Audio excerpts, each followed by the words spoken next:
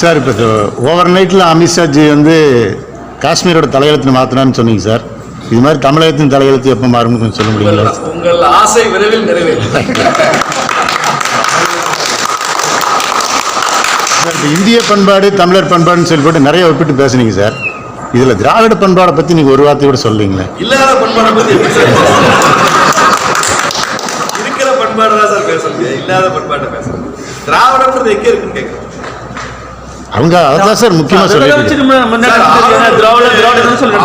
வந்து தமிழகமா தமிழ்நாடான்னு சொல்லிட்டாரு, தமிழ்நாடுன்னு சொல்ல மாட்டேன்ட்டாரு, தமிழகம்னு சொல்றாரு அப்படின்னு சொல்லி ஆளுநருக்கு எதிராக ஒரு பெரிய நேரேட்டிவ் செட் பண்ணாங்கல்ல. தமிழகம்னாலும் தமிழ்நாடுனாலும் ஒண்ணுதான். அது ஆளுநரே ஏற்றுக்கொண்டு பேசியதுதான். ஆனா உண்மையான விவாதம் என்ன இருக்கணும், இது திராவிட நாடா தமிழ்நாடா?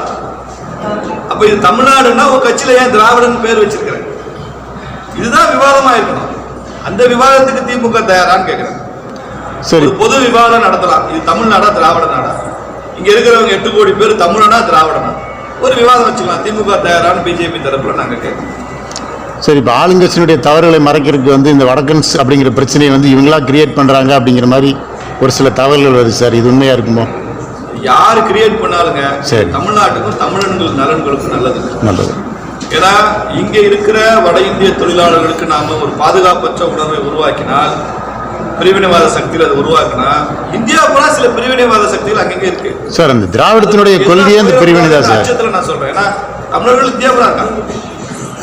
அப்ப நமக்கு நம்ம தமிழர் நலன், அங்க இருக்கிற தமிழர் நம்ம சகோதரர் இல்லையா, அவனுடைய நலன் நமக்கு முக்கியம் இல்லையா? ஏதாவது பேசி குழப்பத்தை உண்டு பண்ணி ஒரு சட்டம் ஒழுங்கு பிரச்சனையை கிளப்பி விட்டு போறதுல என்ன அர்த்தம் இருக்கு? பொறுப்புடன் பேசணும்.